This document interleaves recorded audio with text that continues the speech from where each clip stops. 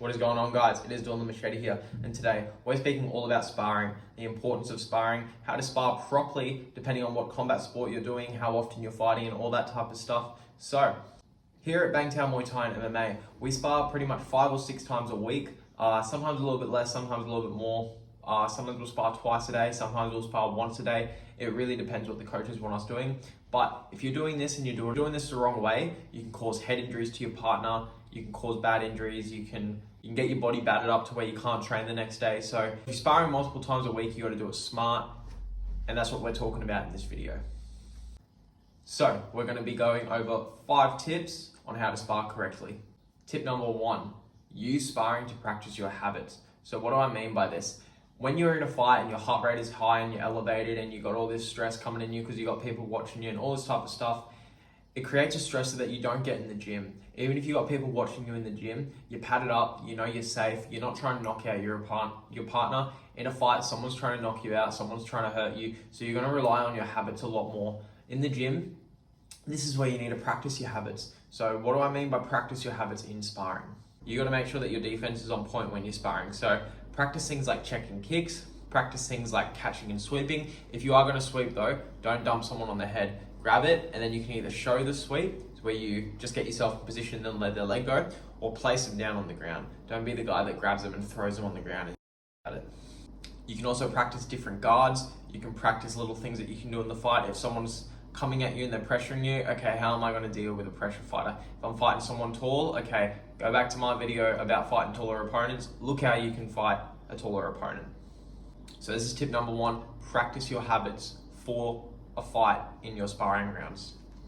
Tip number 2, practice specific shots. So recently I have been practicing my southpaw left kick a lot in sparring, and that's been my main focus leading up to my next fight. Due to my last fight, I didn't use it as much as I should have. And you can do the same. You can set up your shots, you can practice your jab more. Maybe you want to jab and left kick. Maybe you want to go practice your boxing hands more. There are plenty of things that you can do, but try to have it in your head, okay, this round I want to practice this specific shot. Whatever it is, practice ways to set it up.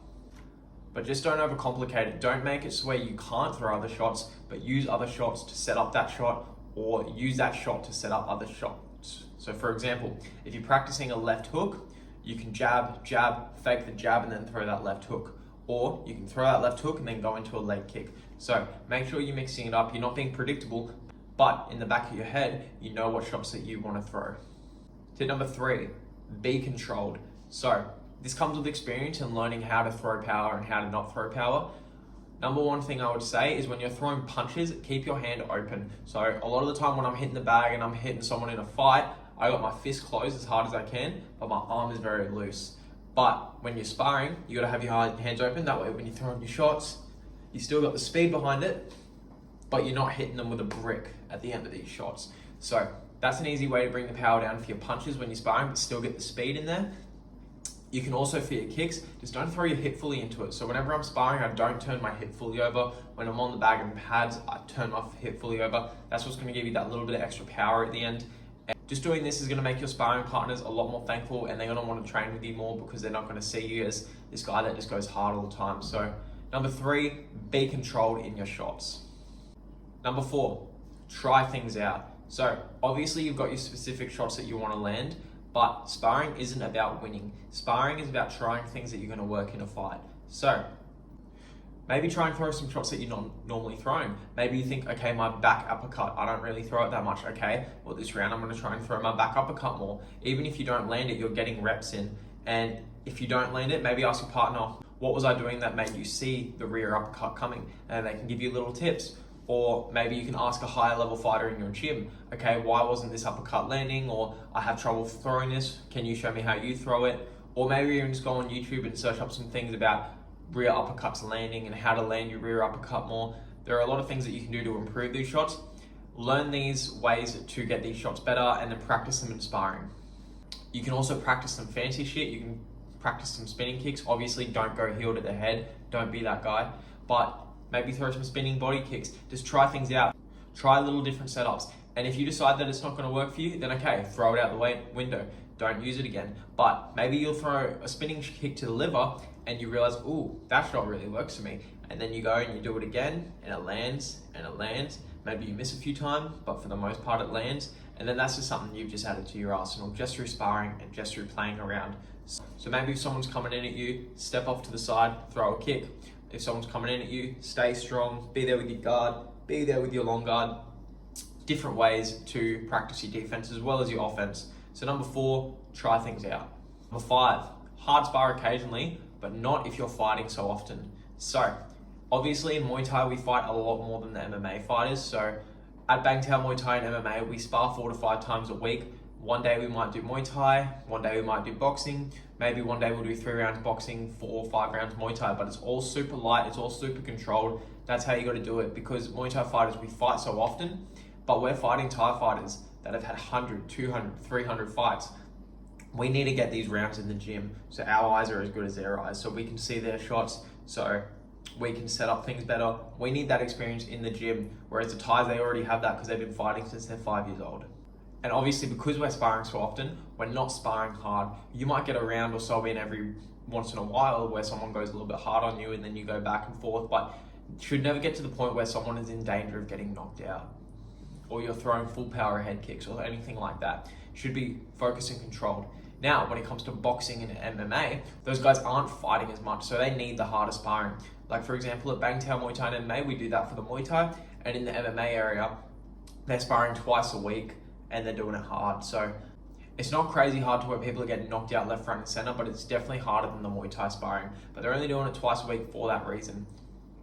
And then on top of that, they do their live wrestling drills. You might get people doing light sparring here and there, but for the most part, because they're not fighting as often, they need to spar harder than us. Same as boxing. Most boxing gyms I know spar 2 to 3 times a week and they're going at it. They're going hard. That's because they need those rounds. They need those rounds to be able to get their eyes working better. They need those rounds to feel what it's like to be in a fight, because when you know someone's trying to take your head off, it's very different to just being there Muay Thai sparring and just playing and getting your eyes and stuff right. So because us Muay Thai fighters, we fight a lot more. We don't need to spar hard all the time. The MMA and boxers, they do. So know when it is appropriate to hard spar. Obviously, if you're not fighting as often in Muay Thai, maybe you're fighting every 2 or 3 months, you can afford to do a little bit more hard sparring. But for me, I've got to fight every month at least till the end of the year, possibly into next year. And that's what I got to do. I just got to pull back the sparring intensity a little bit, still getting those eyes working. That's just what you got to do when you're a Muay Thai fighter and you're fighting so often. No hard sparring, keep it light, keep it technical, and be smart about it. Now remember guys, sparring is not a fight. Sparring is to get you ready for a fight. Don't try and change someone's life by giving them a head knock and giving them a concussion just because your ego can't handle them being better than you, or you can't handle them, hitting you and moving. That's not what sparring is about. Sparring is about getting better. It's about getting your partner better, and you should be raising your partner up. That way, they're going to be a better sparring partner for you, and then you're going to get better, and then they're going to get better, and that's how it should be. Sparring should be friendly. Sparring shouldn't be trying to take each other's head off unless we just went through what we were talking about earlier, where you're not fighting as often and you need those harder rounds. So guys, I hope you liked this video. Please make sure you like, comment, and subscribe. I want to have more things coming out from fight trips because I got another fight in a couple of weeks, more tutorials, fight breakdowns, all that type of stuff. So please make sure you like, comment, and subscribe to my channel. I really do appreciate it. It helps me out a lot, and I'll see you guys in the next video.